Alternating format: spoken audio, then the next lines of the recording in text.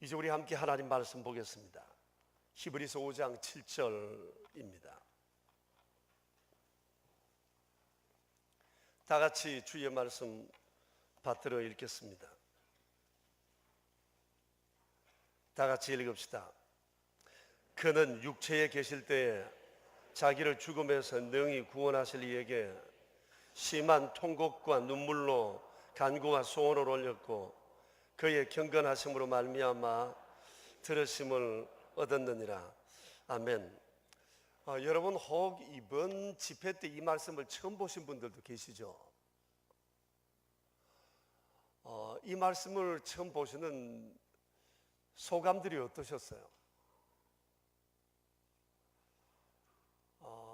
예수님께서 이렇게 심한 통곡과 눈물을 흘리며 기도했다는 이 사실이 여러분께 어떻게 받아들여졌어요? 이건 정말 우리가 주목해야 할 매우 중요한 예수님의 기도예요. 예수님의 기도에 우리가 주목해야 할 것이 바로 이 부분입니다. 심한 통곡과 눈물이 있었다는 겁니다. 한번 여러분 심한 통곡과 눈물로 기도하시는 주님의 모습을 한번 상상해 보세요. 상상이 되시나요? 어떤 모습이었을까요?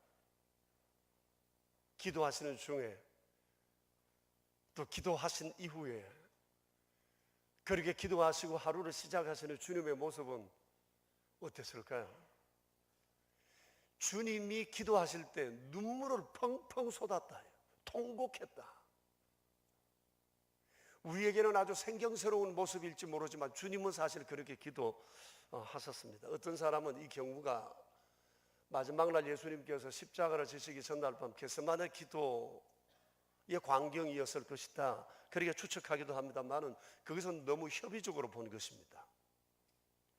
오늘 우리 본문 서두에 보면 주님이 육체에 계실 때에 라고 하는 것이 전제가 되어져 있는 것으로 보아서 주님은 겟세마네 동산에 그날 밤 통곡기도 한 번 하신 것이 아니라 육체에 계시는 동안 주님은 기도하실 때마다 심한 통곡과 눈물로 기도하셨다는 것은 우리가 잊지 말아야 돼요. 그만큼 주님께는 하나님을 향한 그런 간절함이 계셨기 때문입니다. 그러니 통곡기도 눈물기도는 주님의 일상 기도의 습관이었다고 보는 것이 옳을 것입니다. 어떻게 주님은 그렇게 철철 눈물을 흘리며 기도하실 수 있었을까?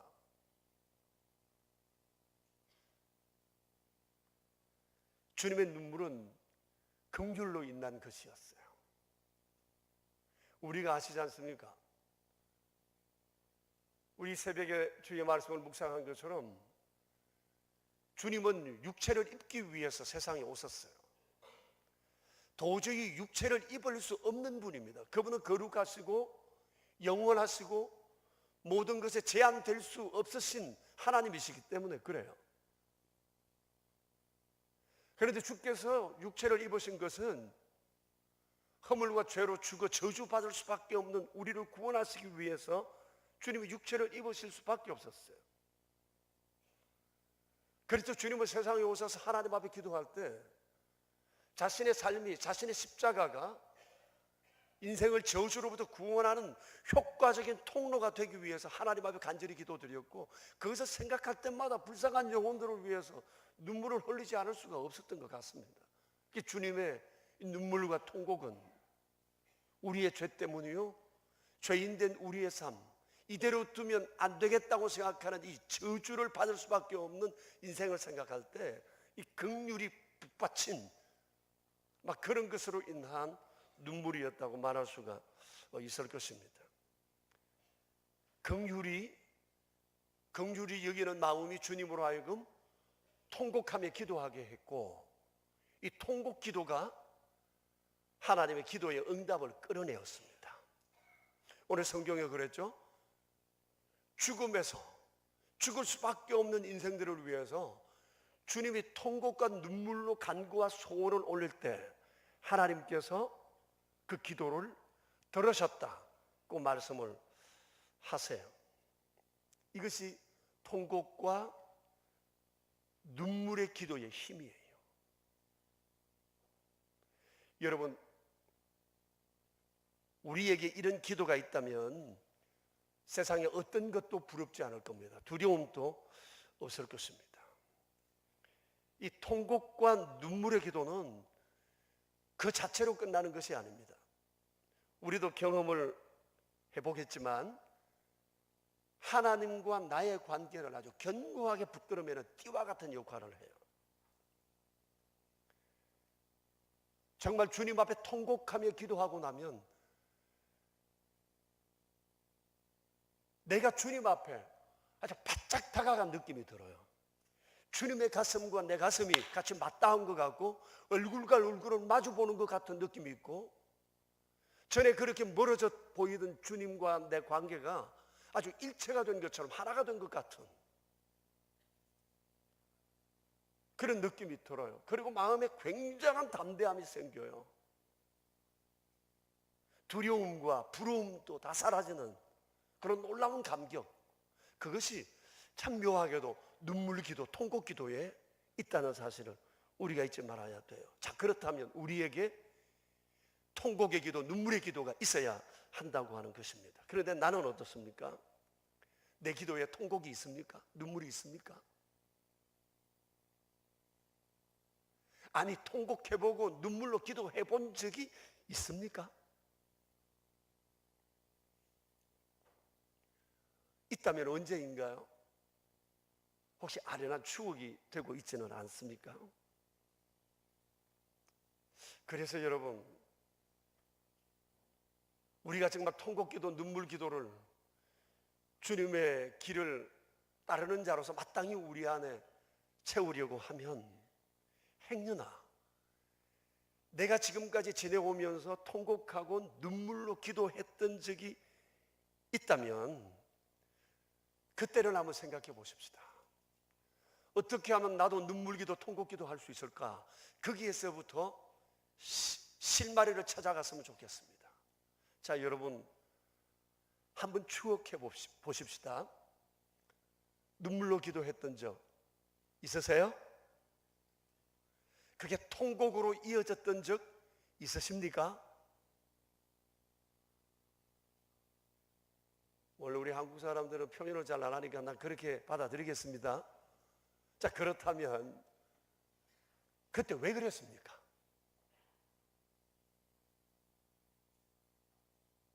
무엇 때문에 그렇게 울어야 했습니까? 그때 왜 그런 통곡이 터져 나왔죠? 왜 울었어요? 한번 생각해 보십시오.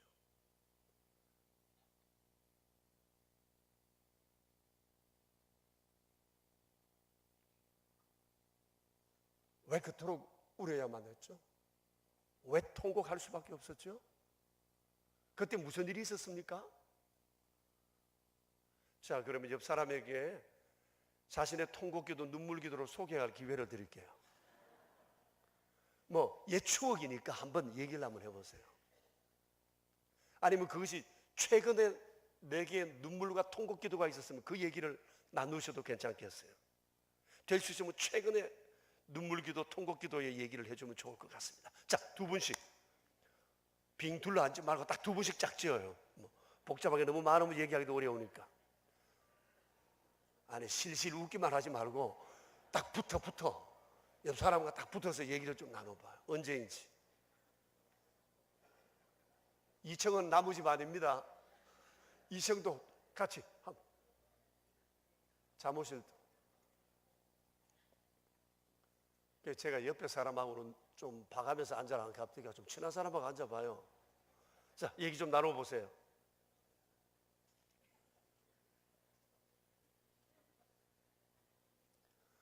아니, 울어본 적이 없다는 얘기입니까?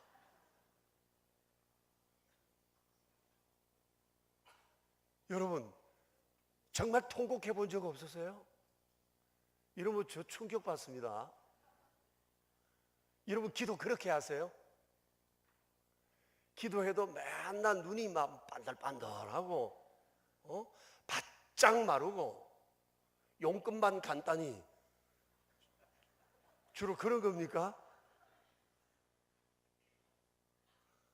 아니, 사람이 눈물 나려고 그러면 그런 감정이 좀 이렇게 순화될 만한 시간적인 여유도 좀 있어야 되는데 어때요? 정말 울어보지 않으셨어요? 기도하시면서? 울어본 적 정말 없었어요? 아니, 어떤 분 그럽니다. 난 아무래도 눈물이 안 난다고. 어떻게 하면 눈물을 좀 흘릴 수 있겠느냐고. 근데 우리 교회에 제가 예배 드릴 때마다 맨날 우는 사람이 있어요. 말씀 들으며 울고, 기도하며 울고, 찬송 부르며 울고. 어느 날은 보면 들어와서 울다가 나가요.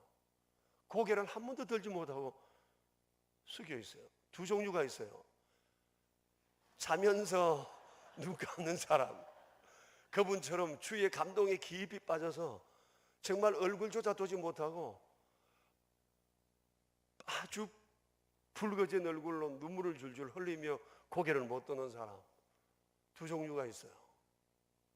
그런 분들에서 몇 분이 그래요? 몇 분이? 그런 분들 보면 보다가도 내가 감동을 받는다니까요.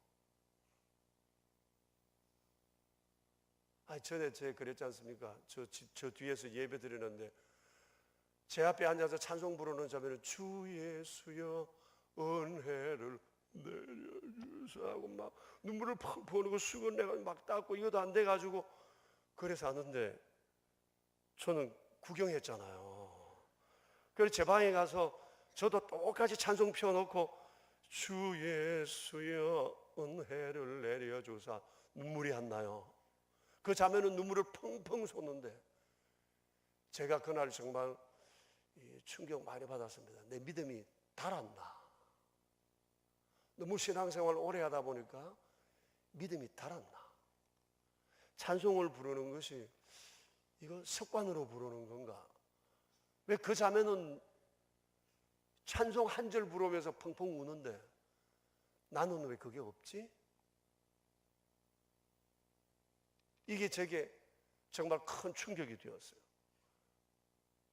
왜 나는 기도하는데 눈물 안 납니까? 이렇게 질문하는 분들이 여러분 계세요. 왜 그럴까요? 눈물 나는 사람은 본래 감정이 풍부해서 그런가요? 그런 것 아닙니다. 아마 여러 경우가 있겠지만 한 두 가지만 말씀을 드린다면, 하나는 하나님 은혜에 대한 감사가 북받칠 때일 겁니다. 이때는 반드시 가슴이 뜨거워지게 되고 눈물을 동반하게 됩니다. 누가복음 7장 36절 이하에 보면 한 바리새인이 예수님을 어느 날 자기 집에 초청을 했어요. 예수님이 그곳에 계시다는 얘기를 한 여인이 듣고 찾아가서 성경에 이렇게 기록되어 있습니다. 예수님 앉아 계심을 알고 향유 담은 옥합을 가지고 와서 예수의 뒤로 그 발 곁에 서서 울며 눈물로 그 발을 적시고 자기 머리털로 닦고 그 발에 입 맞추고 향유를 부으니, 울며 눈물로 발을 적시고 머리털로 주님의 발을 닦았다. 향유를 부었다. 그런데 이 여인을 예수님을 초청했던 그 집 주인 바리새인이 이 여인을 죄인이라고 얘기를 해요. 아마 창녀였을 가능성이 많다고 볼 수 있어요. 어느 누구도 이런 여자를 가까이 하지를 않습니다. 그래서 예수님과 이 여자를 싸잡아 비난을 했습니다. 이 여인의 이름은 막달라 마리아라고 짐작되어집니다. 그때 비난하는 마음을 가진 이 사람을 보고 예수님께서 하시는 말씀이 이렇습니다. 이 여자를 보느냐? 이 여자는 내가 내 집에 들어올 때부터 이런 일을 했다. 너는 내게 발 씻을 물도 주지 않았으나 이 여인은 눈물로 내 발을 닦였다. 너는 내게 입 맞추지 아니했지만 이 여자는 들어올 때로부터 지금까지 내 발에 입 맞추기를 그치지 않는다. 이 여인은 너는 내게 감람유도 붓지 않았으나 이 여인은 향유를 내 머리에 부었느니라. 왜 그러냐? 이는 사랑함이 많기 때문이다. 사함을 받은 일이 적은 사람은 적게 사랑한다. 주님 그렇게 말씀하셨어요. 사랑하는 일이 많으면 울며 통곡하고 헌신이 아깝지 않다. 이 여자가 왜 이렇게 하는? 사랑함이 많기 때문이다. 사함을 받은 일이 적은 사람은 적게 사랑한다. 이 여인은 주님으로부터의 죄사함에 대한 감격이 그 속에 굉장히 북받쳤던 것 같습니다. 주님이 오셨다는 얘기를 듣고 준비해서 왔다는 것만으로도 우리에게 그것을 보여준다고 생각합니다. 여러분 한번 생각해 보세요. 이런 여인이 기도를 한다면 어떻게 할까요? 주님을 뵙기만 해도 눈물이 왈칵 쏟아져서 자신의 모든 것을 드리고 싶은데, 이 여인이 주님 앞에 기도하기 위해서 무릎을 꿇었다면 이 여인은 어떻게 기도했을 것 같습니까? 심한 통곡과 눈물의 기도를 했을 겁니다. 오래전에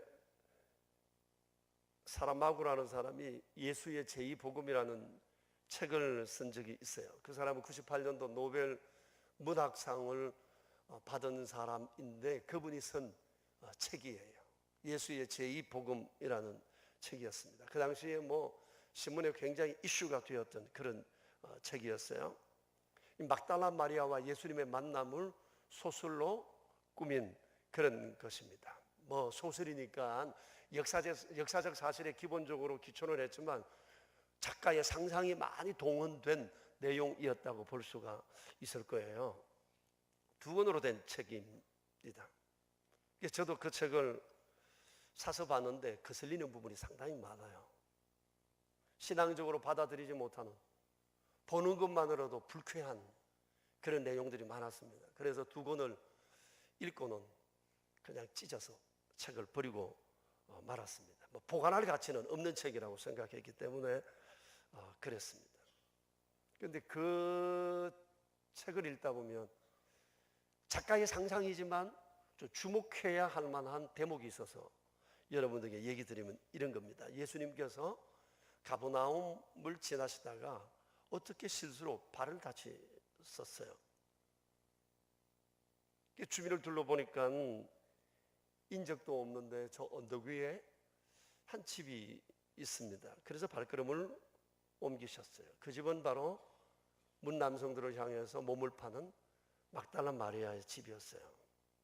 그날도 막달라 마리아는 요염한 모습으로 남자를 기다리고 있었습니다. 예수님께서 문을 두드리고 그 여인에게 얘기를 합니다.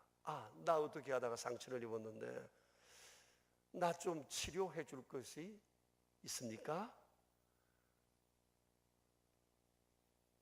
그때 그 여인이 예수님께 이렇게 얘기를 합니다. 이 집이 어떤 집인지 알고 오셨습니까? 어떤 집인데? 장녀집입니다. 그게 무슨 상관이냐? 내게 치료할 것을 좀 다오. 그리고 주님은 이제 헤어집니다. 그리고 어느 날 또 주님이 나사렛 가셨다가 또 이리로 들릴 기회가 있어서 생각이 나 막달라 마리아 집을 찾아갑니다. 막달라 마리아가 예수님을 아주 반갑게 맞아줍니다. 그때 예수님께서 물으십니다. 요즘도 손님이 많으냐? 그때 막달라 마리아가 예수님께 이렇게 얘기합니다. 선생님, 여자는 존경하는 사람을 만나게 되면 이젠 다른 남자를 따를 수 없습니다. 나를 따르라. 그날로 막달라 마리아가 예수님의 제자가 됩니다. 그리고 자신의 모든 삶을 다 드려 주를 위해 살아갑니다. 이건 역사적 사실입니다. 누가복음 8장 우리가 방금 읽었던 요 바로 뒤쪽 여러분은 찾을 수가 없나요? 그 바로 뒤에 보면 이런 말씀이 있어요. 예수께서 8장 1절부터 3절의 내용입니다. 각 성과 마을에 두루 다니시며 하나님의 나라를 선포하시고 복음을 전파하실 때 12제자가 함께 했는데 그때 귀신 들리고 악귀 들린 여자들도 함께 했는데 그 중에 막달라 마리아도 있었다. 그리고 마리아라 하는 사람도 있고 또 청지기 구사의 아내 요한나, 수산나 다른 여러 여자들이 있었는데 이들이 자기의 소유로 예수님을 섬겼다고 얘기를 해요. 막달라 마리아도 아마 그때 한패가 되었을 거예요. 그리고 예수님께서 부활하셨을 때 부활의 주님을 맨 먼저 뵈러 갔던 여인 가운데 한 사람이었어요. 그때 예수님 시신이 안 보이자 울다가 주님을 만납니다. 십자가 매달렸을 때도 끝까지 따라간 여인들 중에 한 사람이 바로 이 여인이었습니다. 자, 그러니 여러분 한번 생각해 보십시다. 이렇게 주님에 대한 감격이 있는 사람이니까 이 사람의 평소의 기도 생활이 어땠을까? 이 사람은 맨눈으로 기도할 수 없었을 것입니다. 눈만 감으면 주님에 대한 그 감동이 아마 굉장히 복받칠 거라고 생각합니다. 그런데 왜 나는 눈물이 없을까? 이것은 주님의 은혜에 대한 감동이 식었기 때문일 수도 있습니다. 또 다른 하나는 내 안에 절박함이 없기 때문일 수 있어요. 한 곳을 찾아보겠습니다. 요한계시록 18장 7절입니다. 요한계시록 18장 17절.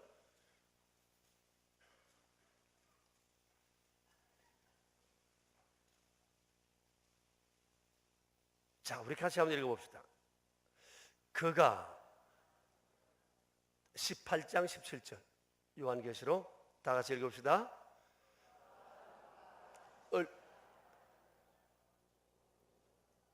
자기를 영화롭게 하였으며 사치하였든지 그만큼 고통과 애통함으로 갚아주라.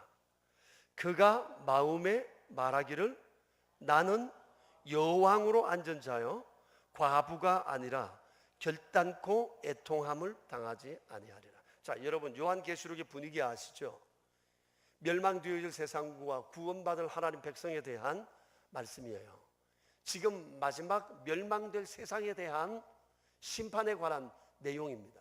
주님은 세상을 일컬어서 큰 바벨론이라고 얘기를 하고 그 바벨론은 음녀라고 얘기를 합니다.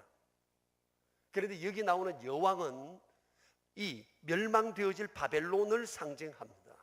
이 바벨론은 인본주의적이고 주님을 등진 그런 세상을 일컬어요.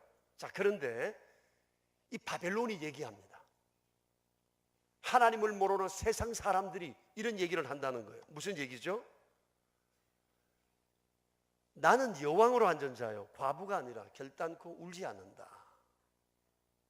여러분 무슨 얘기입니까? 이 사람의 평소 생활 습관이 어때요? 스스로를 영화롭게 하고 사치했다고 그랬습니다. 그러니 세상 살아가는 형편 좋아요. 즐거움도 있어요. 쾌락도 있어요. 자기 나름대로 육체의 만족이 있어요. 스스로 생각합니다. 나는 여왕과 같은 자다. 부족함이 없다. 나는 세상의 모든 것으로 만족하다라고 생각합니다. 그래서 이 여자가 얘기합니다. 나는 여왕이라 과부와 같지 않아? 나는 애통함을 모른다. 나는 울지 않는다고 얘기합니다. 그래도 과부로 일컬어진 이 사람은 아마 주만을 따르고 믿고 살아가는 그리스도인을 상징하는 단어입니다. 여러분 성경에 나오는 과부는 그 당시에 사회에서 가장 빈궁한, 가장 살기가 어려운, 스스로의 권리조차도 찾아먹지도 못하는 매우 어려운 상황에 있는 사람이에요. 그런데 이 사람은 눈물로 살아갈 수밖에 없고 삶의 절박함이 절절합니다. 하루하루 살아가는 것 자체가 정말 하나님을 의지하지 않고는 살아갈 수가 없어요. 그래서 세상에 만족하여 살아가는 이 사람이 얘기합니다. 나는 여왕이다. 과부와 같지 않아. 나는 울 일이 없다. 그러니 여왕처럼 사는 사람은 눈물이 있을 수가 없어요. 통곡할 수가 없어요. 자, 그렇다면 여기에서 우리가 한번 생각해 보십시다. 왜 내 눈에 눈물이 없나? 왜 나는 주님 앞에 서는데도 울지를 않나? 왜 이런 감동이 내 가슴을 고동치지 않나? 왜 그럴까? 어쩌면 내 스스로 여왕처럼 살기 때문일지 모릅니다. 삶에 절박함이 없기 때문인지 모릅니다. 삶이 너무 만족하기 때문일지도 모릅니다. 부족함이 없다 보니까 주님을 향해 애차 그렇게 절박하게 부르짖을 이유가 하나도 없다는 생각이 내게 있을지 모릅니다. 주님이 없고 목마름이 없으니까. 우리가 첫 찬송 불렀던 것처럼 목마른 사슴 시냇물을 찾아 헤매듯 내게는 갈증을 일으키는 삶의 요소가 없다 보니까 주님 앞에서도 맹숭맹숭한 거죠. 가슴이 뜨거워지지 않다는 겁니다. 여왕은 기도 안 합니다. 여왕의 심정을 가진 사람도 기도하지 않습니다. 여러분, 우리 한번 돌아보세요. 내가 정말 주님 앞에 왔을 때 눈물을 철철 흘리고 기도하고 감동하며 헌신을 다짐했던 그 믿음이 지금쯤 식어졌어. 이런 감동이 내게 사라져 있다면 그 이유가 뭐일 것 같습니까? 내가 여왕의 자리에 앉아있기 때문 아닐까요? 아니면 여왕의 심정을 가지고 있기 때문이 아닐까요? 스스로 세상에 가진 것으로 만족하기 때문이 아닐까요?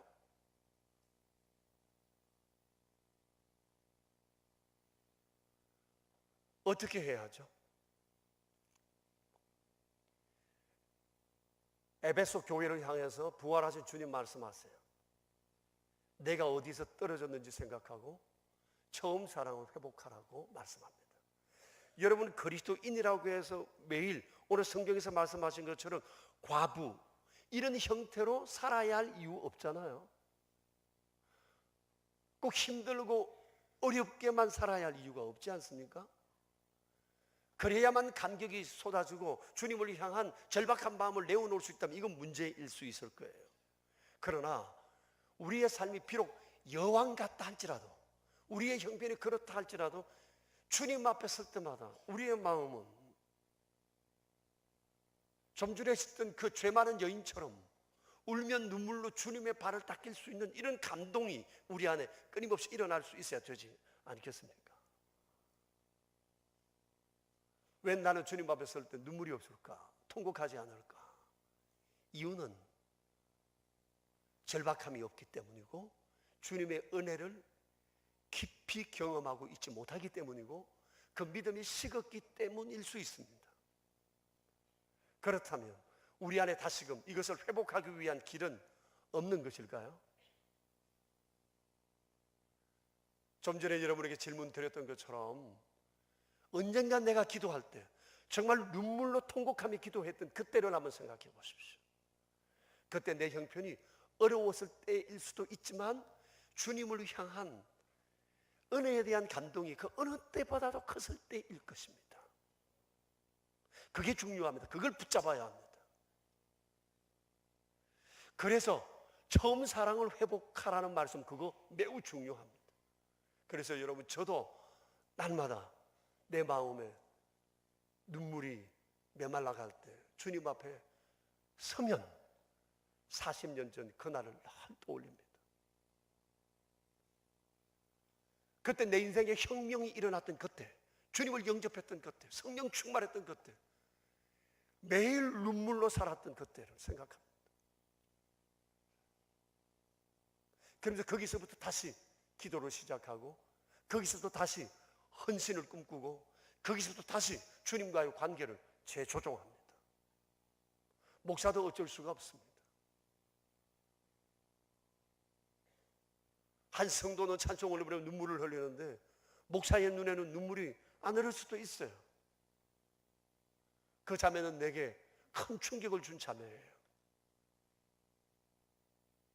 제가 누군지 몰랐더만 나중에 옆에 있는 어느 수는이 와서 목사님 이 사람입니다 라고 얘기를 하는데 보니까 요즘 또 그 자매를 종종 만납니다. 사랑하는 여러분, 정말 눈물의 기도, 통곡의 기도가 기도의 응답을 끌어냅니다. 한번 그런 시간을 가지게 되면 주님과 나 사이가 굉장히 밀접한 듯한 경험을 하게 됩니다. 문제는 이것이 식어지지 않고 지속될 수 있어야 한다는 것이에요.